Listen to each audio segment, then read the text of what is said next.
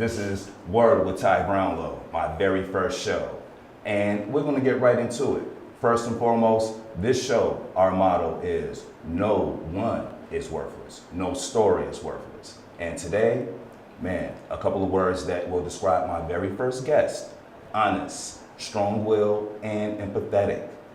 Ladies and gentlemen, I present to you Miss Ashley Fowler. Hello. How are you? I'm good. How are you? All right, welcome to the show. Thank you. All right, so we're going to get right into it, Ashley. Where are you from? I'm from Cincinnati, Ohio. Okay, Cincinnati, Yeah. Ohio. Uh-huh. All right, now, for our viewers, I'm just going to keep it real with you all. For those of you, well, for those people who haven't visited that side of the country or whatever, give us a glimpse of what Cincinnati, Ohio is like. Tell us about Cincinnati. Cincinnati is, it's kind of the bigger city in Ohio. So there's a lot of ruralness to Ohio, but Cincinnati gives you that kind of big city feel. Mm-hmm. It's a lot more laid back and slowed down than Los Angeles, but Okay. which can be a good or bad thing depending Mm-hmm. on what you're looking for, what you're looking to get out of the city that you're in. Okay. But I enjoyed living in Cincinnati. Mhm. I think it has definitely made me who I am today. Prepared me for a lot of the things that I'm experiencing now in life, and I'm able to handle different things better, I think, because coming from Ohio, I think it's very it's a strong-willed type of city. I think that you learn to kind of do a lot on your own, kind of work hard for what you get. Yes, yes. In Cincinnati. So yeah, I like it. Midwest, y'all. Yeah, All day. Midwest.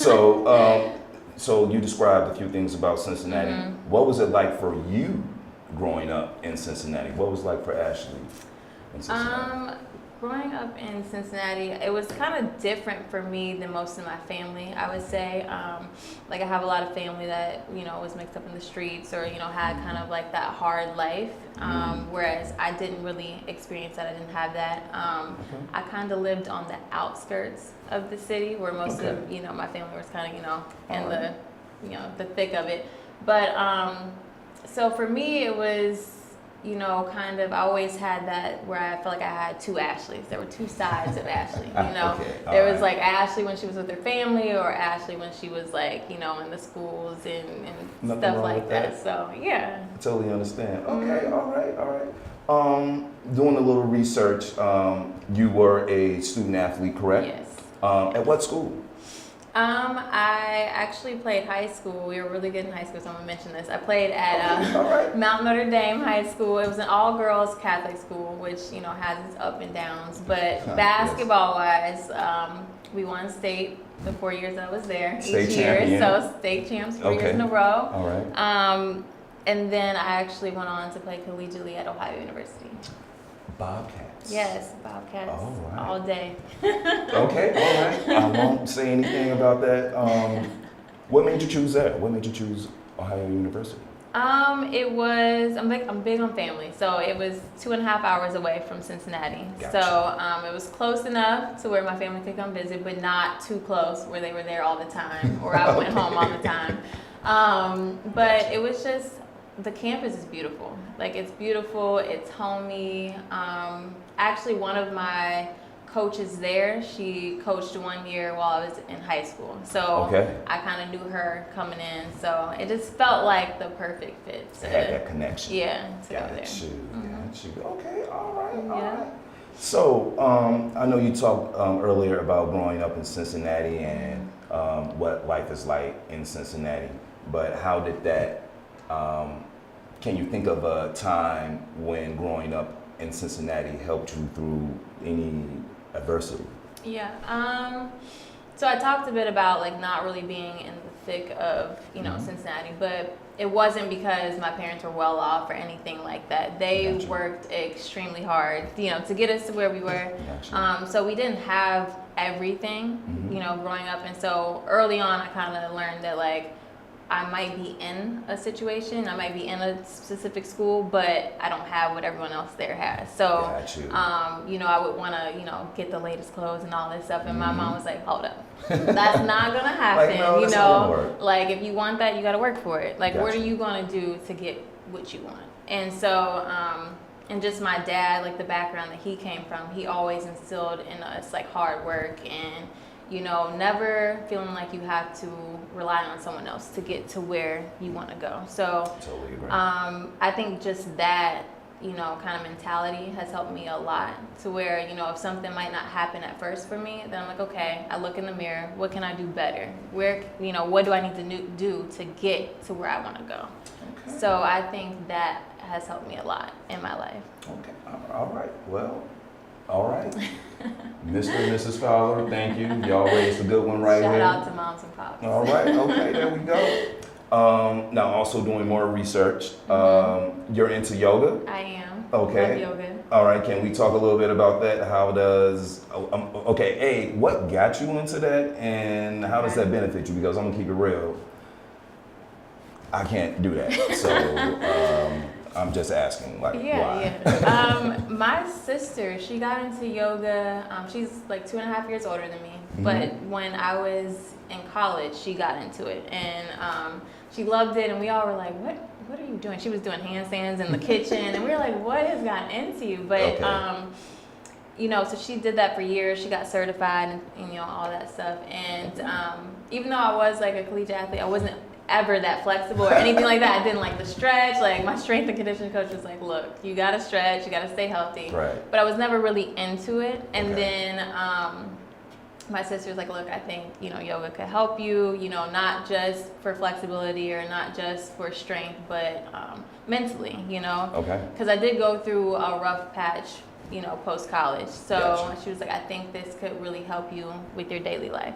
So, you know, when I moved out here, I gave it a shot, and I really started to feel a transition in my mind, you know, where I, you know, stopped like beating myself up from within and kind of just, you know, I was vulnerable in a space with other people who came to the same space to get, you know, different things out of the practice.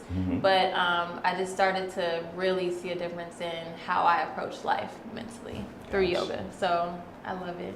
Okay. All right. So. Future yogi master over here. I hope so. Got you. All right. So once again, this show is about you. It's about your story. As we said before, no one is worthless. No story is worthless. So, what is one thing that you want people to know about Ashley Fowler? What is one thing you want people to know about you? One thing would probably be that although, you know, I might carry myself in a certain way, that I've been through a lot in life and I've overcome so much. And I just want people to know that I'm always a listening ear, or, you know, I'm a person that, you know, if you're going through anything in life, I want to be a part of that, you know, like I want to help you get to wherever it is you want out of life. I'm a person that I've always been that type of person for my friends and family, where a lot of people lean on me, and I embrace that because I do love to be a part of people's journeys. So Inspiration. Yeah. Okay, I got you. Yeah. All right, okay. So if anyone can gain anything from your story, for those people that's going through some of the things that you went through, what would, like, if anyone could gain anything from your story, what do you think it would be? Period. Probably with hard work, you can attain anything. And also just don't be afraid to be yourself. Don't be afraid to be, you know, authentically who you are. No matter if you think the people around you are going to judge you, or, you know, you might not fit into this crowd or fit into that crowd, but just be yourself. And when you are yourself, you attract people who will naturally, you know, accept you for who you are. Got you. A likes, like minds. That's why she's on the show. All right. Appreciate it. No problem. So, my very last question for you. Okay. One word that best describes you. One word that describes Ashley Fowler. One word. Genuine. Very interesting word. Yes. Why would you pick that word? Just because I feel like I can't be anyone else. You know what I mean? Like, I'm just a genuine person. Whatever not what you see is what you get, because I don't believe in that, but it's just like, I'm never going to shoot you anything different. I'm going to be shoot it to you straight, genuine in that way, and just everything I'm about is just, you know, being honest and open and just genuine. I don't know if that answered it. Oh, no, that's quite all right. Hey, that's your word. We're sticking to it. Yeah. It is a great word, and you know, I really want to thank you once again for coming out. I appreciate being it. my very first guest on my show, and I want to thank you all for tuning in. My very first show. I'm very excited. Thank you all. Good night.